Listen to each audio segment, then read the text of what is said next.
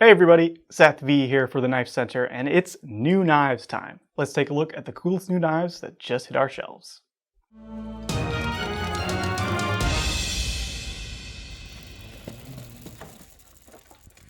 So the first knife on the table today is a KnifeCenter exclusive version of the large Pyrite from CJRB. CJRB's Pyrite has been a super popular model, and the large Pyrite with its 3.7-inch blade just gives you more knife. These are not that much more expensive than the standard sized model too. This version here with contoured carbon fiber scales, a gold tone stainless steel liners, gold deep carry pocket clip, which is reversible for left-handed carry, and gold thumb studs. This version comes in at $72.95.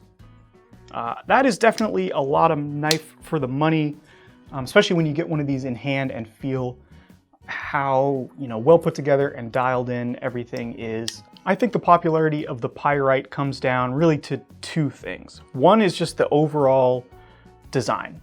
It's got great lines, great proportions for just that do-it-all, everything pocket knife. For those who, enjoy a larger knife, who do more food prep with their EDC blades, or just have bigger hands, the large Pyrite gives you so much to work with, and it feels so graceful, just so natural in hand. The grip's very neutral, but you've still got a nice sort of somewhat of a guard here to keep you off the blade and make it very obvious when you're reaching up over into the finger choil for some more detailed work. That finger choil is just a little bit bigger than on the regular version, so larger fingers should feel even more comfortable choking up. The other thing that I think really makes the Pyrite special is this button lock. It has a phenomenal feel, nice, soft but still strong detent that allows you to flick it open very easily, and lets it drop closed without ever getting your fingers in the way of the sharp blade. Really nice, almost like intuitive to use, instantly understandable, just a pleasure to operate, and looking rather sharp in this gold and black KnifeCenter exclusive version. And now for something completely bigger. And now for something very different. This is the Work Tuff Aries, and this the only reason this is so early on the table, frankly, we usually kind of keep fixed blades towards the end, but this knife has a lot of people excited, and it is available as of now. The moment the video goes up is the moment that these are live on the site. So if you're looking for an Aries, head over there and grab one now. Use the links in the description.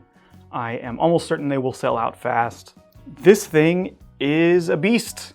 It is a ridiculous beast. I really have no other words for it.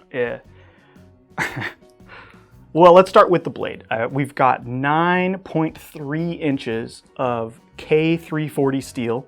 K340 is a Boker carbon steel that's going to have massive toughness, as well as pretty decent edge retention. It's kind of funny, actually. I mean, edge retention is not the name of the game when it comes to a knife like this. At least not when we typically talk about edge retention. We're talking about abrasive wear against rope, cardboard, animal hide, that kind of thing. You could force a knife like this to do fine tasks like that, but this edge is enormously thick. I mean, the thickness behind the edge, I think, would be more accurately measured in millimeters than in thousandths of an inch. It is incredibly thick, and the actual geometry of the edge itself is hand convexed. So not only do you have the toughness from the sheer thickness of the steel, but you have that convex edge providing even more toughness. So really, this is all about chopping, smashing, prying. This is a real breaker bar of a knife, and I think really looks the part too. It's got a fuller in the blade. I'm not sure if it's been milled or forged, but it definitely gives it a kind of stylish, slightly more aggressive look. The handle is very oversized. We've got plenty of grip for a fist up in the kind of forward position here. Yeah, it's still a bit forward heavy, as you might expect with a knife like this. You know, if there was a finger choil even, I think it would still be a little forward heavy. But you can also choke back on the handle like this for some chopping. Even maybe kind of get it down to just 2 fingers.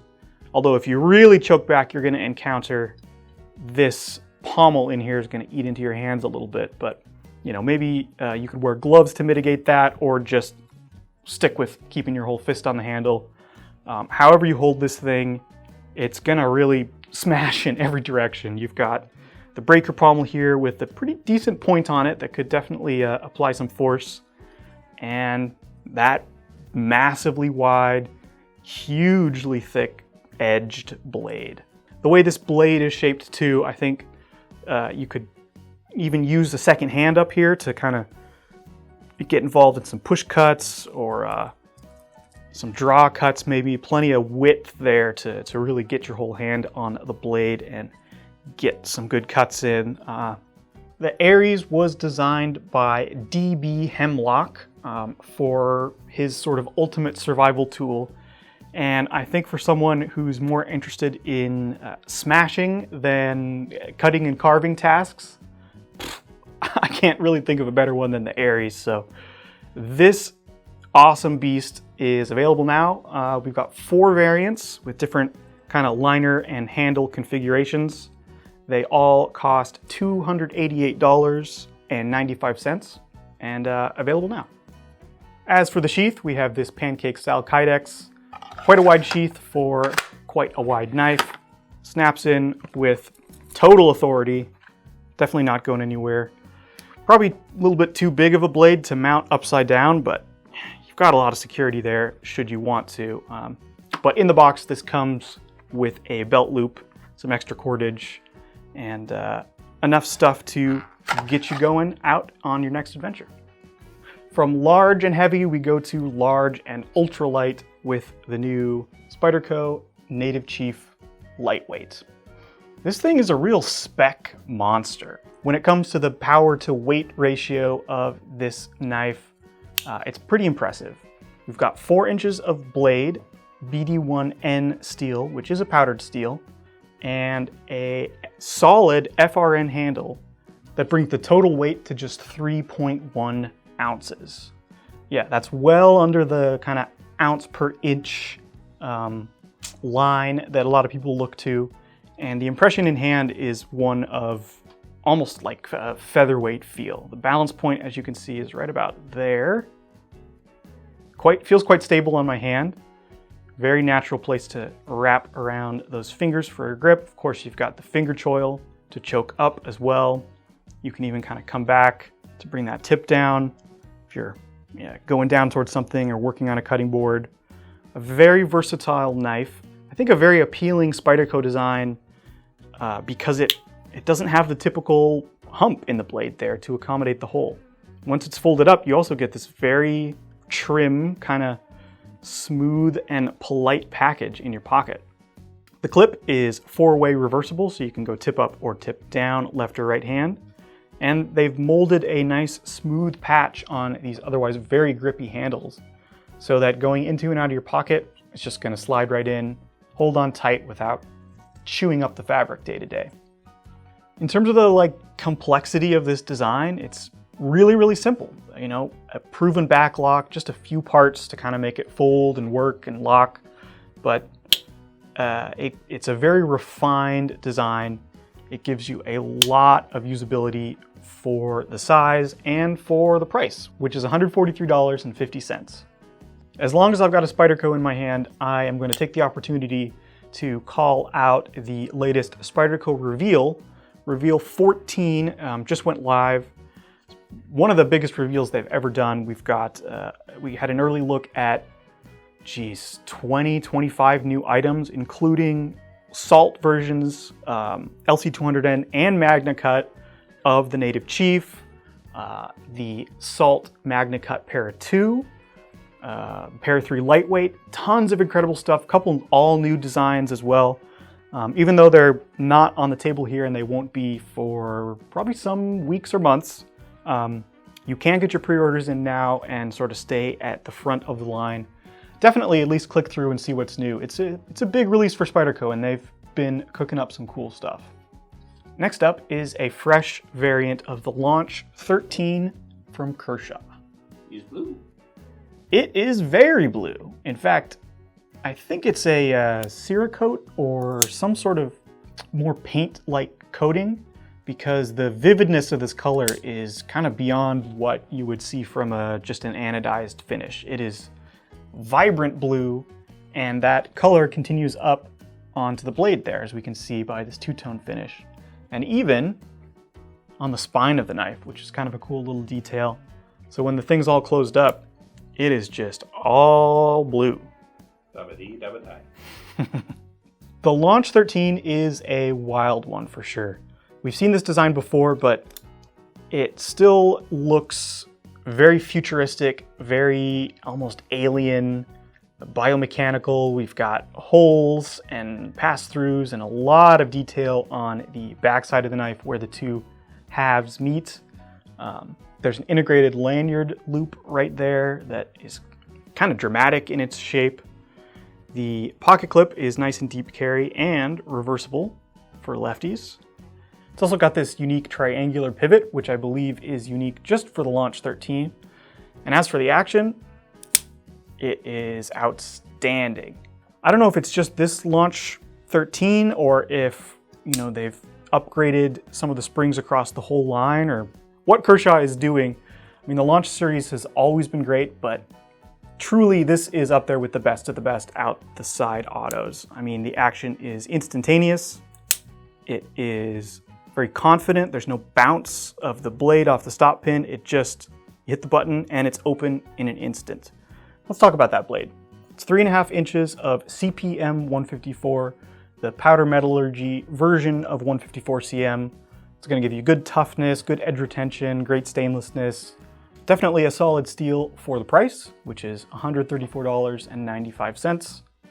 And the blade is a true Wharncliffe. Perfectly straight edge, nice aggressive point. I've said this before, but I really like a Wharncliffe blade. I would not recommend it as your only EDC knife, but I love having one in the arsenal to carry on days where I'm gonna need to be doing a lot of cardboard cutting, or something where you're gonna wanna have good slicing power, but not necessarily on a cutting board. Of course, on a cutting board, you can pretty much only use the tip on a Wharncliffe, but if you're just working in the air, there's something almost uncanny about how controllable a true Wharncliffe feels. It's really worth getting one in the collection if you've never tried a Wharncliffe before. And if you've never tried a Launch 13 before, these new blue ones are pretty sweet. And if this one is just too blue for you, we also have a same configuration in green and a raw aluminum version with just kind of a tumbled bright aluminum scale. They all look great. Launch 13 is a super cool choice, and check it out. Speaking of very blue, the Boker Lemand Blue is here. This is inspired by a specific automobile, and I'm not really a car guy, so please forgive me if I get the details wrong. So this color scheme and even some of these details, like the 3 vents in the handle here, were inspired by a very specific 1969 Camaro Z28. A beautiful classic car. Definitely look up pictures of it. It's, a sculptural piece of mid-century engineering for sure. Just starting to get into that crazy, wild, beginning of the 70s design era. A beautiful car and a beautiful knife as well. These handles are made from aluminum. They've been sculpted to give them a nice, round, accommodating, rather comfortable shape. It's not an overly large knife with just 3.2 inches of blade, but it's pretty chunky with a decent blade thickness, and again, those contoured handles that fill the hand pretty nice. We've got a contoured pocket clip here as well that gives you a little bit more to hold on to while still being quite smooth in the hand. And the blade itself is made from Nichols hand-forged Damascus. This is his tire tread pattern. You wouldn't want anything else on a knife inspired by a car. And these come in at $517.95.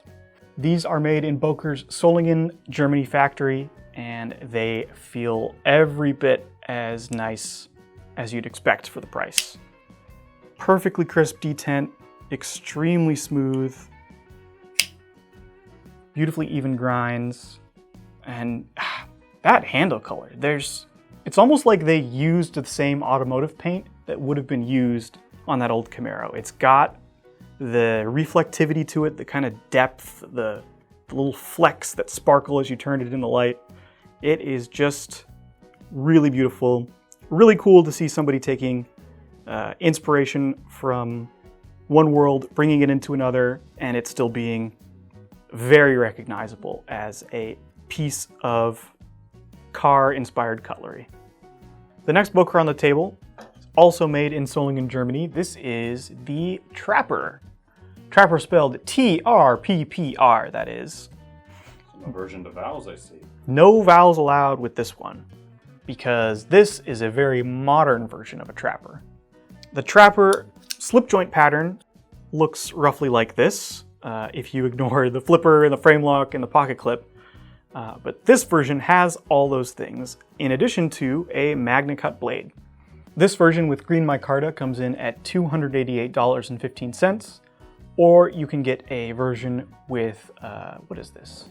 Ambonia wood for $359. Both of them are going to have the same titanium frame and the same Magna Cut blade, the same smooth flipper deployment. It's really cool to see Boker Germany kind of mining the archives of the knives that they've done for, almost centuries. You know, Trapper knives have been made the same way for so long. Here is, again, coming out of Germany, a true modern version of one of their most classic knives. And it's a classic for a reason. I mean, the blade shape, just a nice usable clip point. We've got a little bit of a negative angle here that's going to give you more slicing aggression. It's going to make it easier to work on a cutting board. The handle's quite nice and neutral, just a little bit of a peak down here to divide the fingers up slightly, but not in any sort of demanding way. It gives you the elegance of the classic pattern, but with all the features you've kind of come to enjoy and rely on in your day-to-day knife. Love the two-tone finish on the blade with the horizontal satin and then the grind satin. Just a pleasure of a knife to hold and use, and this version I think is pretty nicely priced at $288. Next up from Boker is the Gemtek. This surprisingly burly little folder was designed by Alessandro DeSantis and features 2.8 inches of D2 steel, a stainless steel frame lock, and a sculpted, somewhat milled G10 side for grip. To me, this has the feel of a true work knife. Because of that stainless steel frame lock, which, even though it's been skeletonized and weight relieved to some extent, still adds a decent bit of heft, and the chunky D2 blade, this knife just gives you a sense of confidence. The interesting pattern that they've put on this side of the G10 is pretty nice and tactile for your fingers to grab onto. It doesn't give you, a ton of texture exactly, but it gives you some purchase for sure. Even though the blade is well under 3 inches, the handle is still shaped appropriately to keep all 4 fingers on. Nice deep carry pocket clip is going to slide in and out of the pocket easily. As for the flipping action, it is very definitive.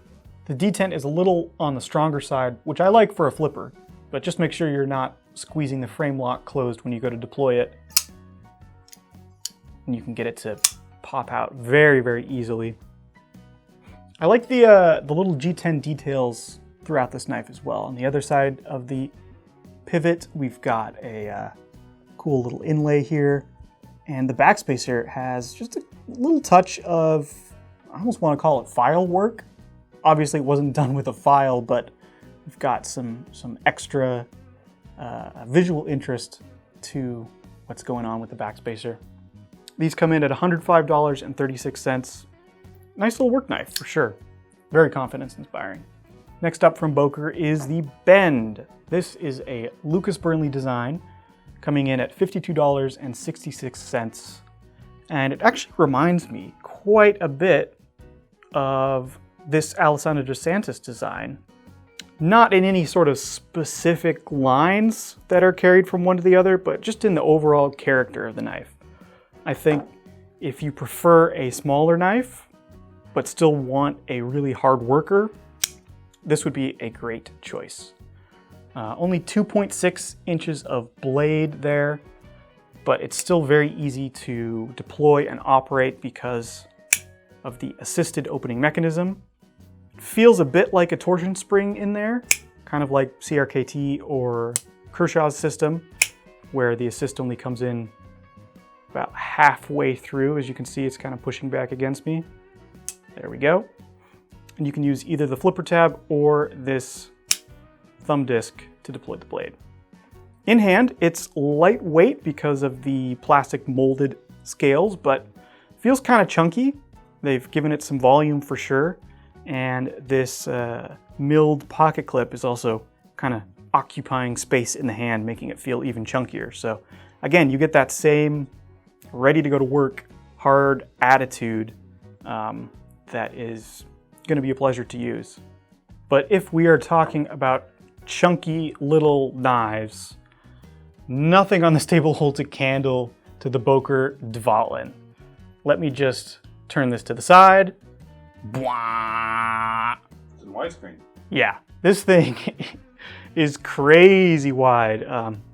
The name Dvalin actually comes from a mythical dwarf, and I mean that's just perfect because this thing is almost mythical in its proportions.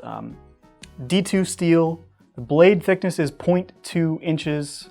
That's a full 1/5 of an inch. It is substantial. You can just see it in your fist. It's wider than a lot of fixed blades I own. So if slicing efficiency is what you need out of an EDC knife, I would suggest you look elsewhere, but if a chunky character and a ton of personality is what you want in your EDC knife, this is a really cool option. I pulled the Tanto variant, but there's also a drop point if Tantos aren't to your liking. These are designed by Midgard's Messer, as you can see by the mark there on the blade. While we have a titanium sculpted pocket clip, I believe the handle is made out of stainless steel. So the weight is substantial. We've got just over 6 ounces. It's very much a pocket hog, even at its size. I mean, just the width alone is going to really occupy space in your pocket. Closed, it's quite wide, but it gives plenty of access to that fuller for flicking open. I don't know, you know, this style of knife used to be pretty popular. These like really extra wide, small knives. You don't see them too much anymore, but they really have a fun character.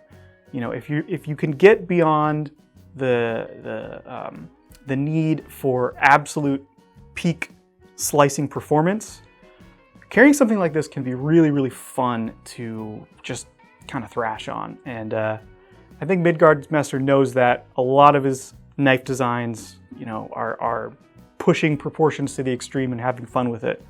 But that doesn't mean that they're bad knives, you know? This little thing is super fun, super stylish, and for the price of $113.86, I think could be a lot of fun.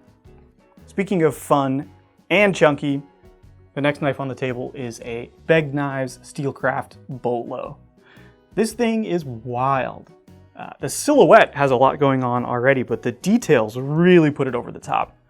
Let's start with the two-tone finish. We've got satin flats here and a black stone-washed main grind, as well as a black coating inside this fuller. Inside the fuller, there are holes drilled out of alternating sizes, kind of a Begg Knives signature look. We've got a sawback on the spine, which has been bisected down the middle for more, I think, efficient chip clearing. You know, it is actually sharp, the saw. So if you're sawing with it, though that pass through in the middle is going to allow wood chips to kind of move and be pushed out of the way as you're working. The blade is 8 inches long. It's made from Aus 10 steel. The handles are some kind of molded FRN compound. Gives you a ton of awesome contouring and texture in the hand. We've got a great shape for bearing down and also for swinging. A knife like this is definitely going to get flung around a little bit with the added mass here towards the front because of that big recurve. I think this is going to have a nice sweet spot for doing some chopping. Sawbacks are a little hard to use in terms of actually sawing through wood, but you know, making notches is going to be no problem at all. Just a real fun one. I mean, it's almost got like a fighting knife spirit, but a camp knife shape. While I wouldn't necessarily be doing a lot of food prep with this, I think it would do great at wood processing, and the sheath that comes with it, with its nice leather and nylon drop loop, is very easy to carry.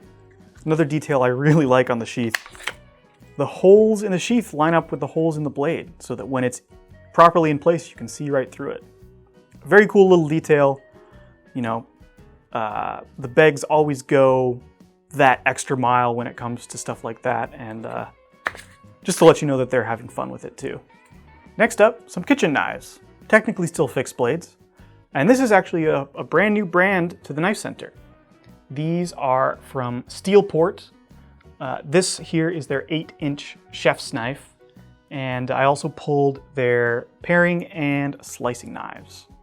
They are really impressive knives, I have to say. The whole brand is very new to me. I only heard about them a few minutes before jumping in here and starting to film, to be totally honest.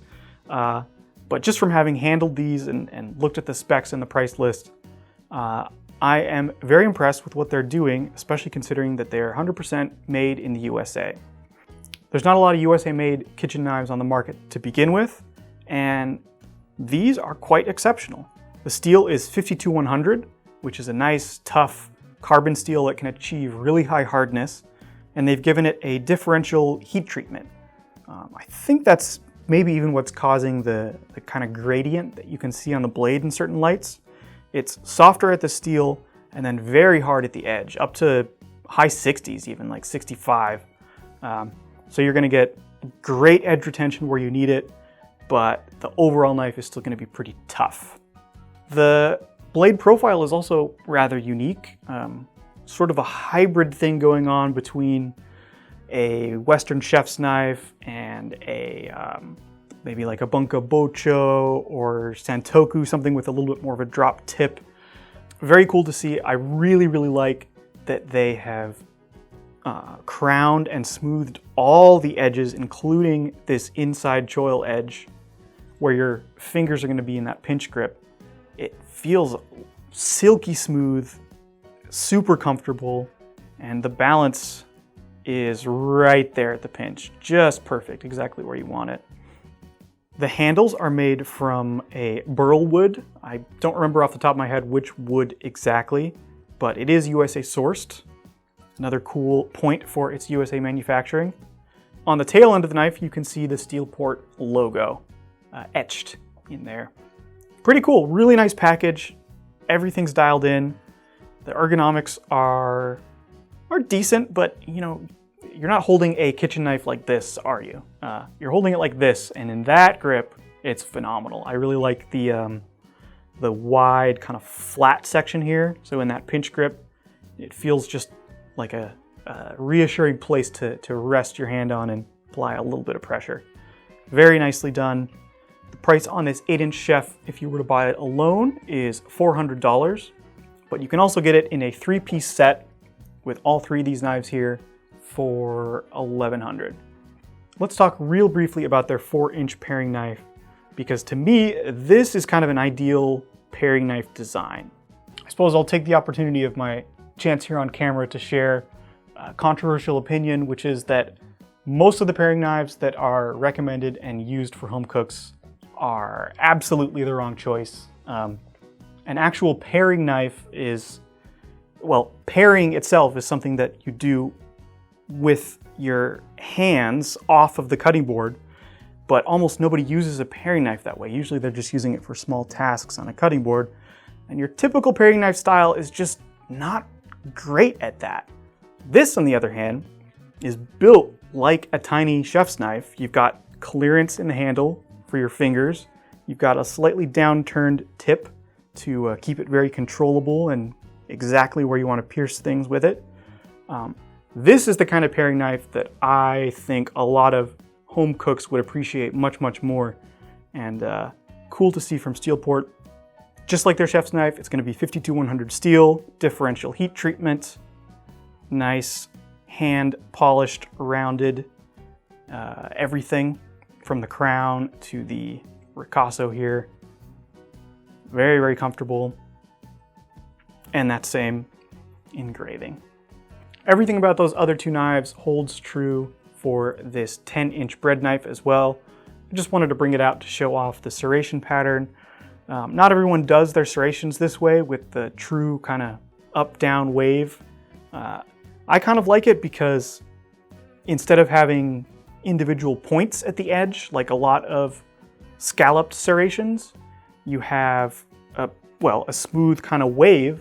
So when you do a long slicing cut through something other than bread, say meat or cheese or something like that, it doesn't point and pull and pluck at that, tissue or medium that you're going through. It sort of just smoothly moves through it.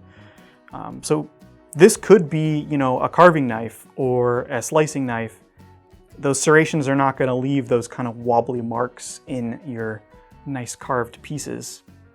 And also, like any good bread knife, this has got a nice curve up so that you can use the whole length of the edge on a cutting board. Always love to see it. And it's, again, 52-100 steel, high hardness at the edge. It's going to be a top performer for sure. As long as we're talking about the Steelports, wanted to show this off. This is their carbon steel knife care kit. Comes with handle wax to take care of the natural wood handles and a blade oil spray bottle to protect your carbon steel blade. Very nice to see, especially for a kitchen knife buyer who, might not have a deep knowledge of blade steel and all the kind of knife nut rabbit hole things that we tend to fall down. This is your one and done stop for making sure your kitchen knives stay in great shape. Really cool idea. I love the spray bottle applicator for the knife oil. Just cool stuff from a cool USA kitchen knife brand. The last new items we have on the table here today are from the James brand. We've got some pens and a sort of writing accessory kit to go with it. This first pen is called the Burwell. It's a relatively slim, clicky pen made from turned stainless steel, given this black coating. Got a cool integrated pocket clip there that's just one piece at the top, and a little pop of color on the clicky cap. These have a really nice feel. They are somewhat substantial thanks to the stainless steel. This pocket clip is actually metal injection molded, not milled as I said earlier. Pretty cool to see. Very complex shape to make out of a single piece of material. Should give it some nice, rigidity and strength to hold up to daily use in your pocket. And then the grip section here has these little milled divots or pebbles in it. Not overly tactile, but definitely gives you something as your hands get sweaty to keep from slipping up. And the clicky is very satisfying. These come in at $69. They come in regular stainless as well as this black. And for $10 less, $59, you can get the Stilwell pen. This one is not a clicky, but it does have a trick up its sleeve, which is it's actually that big when you close it up. I could see this working great in a setup that uses something like a Fisher Space pen, some sort of super compact pen tucked in a little leather carrier or alongside a notebook, foreshadowing, but super minimalist, just a friction fit. pull this out, this is what the pen looks like without the cap. We've got the same kind of milled grip texture here. Feels even maybe a little grippier on this stainless steel version. So if you're after extra grip, go for the stainless steel over the black coated version. And then to lengthen it, you just slip it over the lanyard, slides right on, and it's on there quite securely. There's no wiggle or anything. Definitely feels like a solid pen when it's in your hand. And finally, to go with your pen, you can also get this zip-up planner from the James brand. This is called the Gatecliff, and it comes with a notebook loaded in. Got a pen loop here, and some sort of wallet-like kind of card-carrying, bill-carrying, note-carrying pockets here. Very nice texture on the inside of this. Feels like a leathery neoprene sort of thing. Closes up very tight too. Wouldn't be surprised if these zippers are water resistant the way they seal up. Feels like a very rugged kind of companion to keep your notes in. These come in at $119 and they include the notebook. And with that, that's all the new knives we have. Well, knives, pens, accessories. Thanks for sticking with us to the end of the video. If you want to get your hands on any of the knives you saw here today, click the links down in the description. They will take you to KnifeCenter.com. And remember to sign up for our Knife Rewards program, where you can earn free money to spend on your next knife. I'm Seth V. That's Thomas behind the camera, and we'll see you in the next one.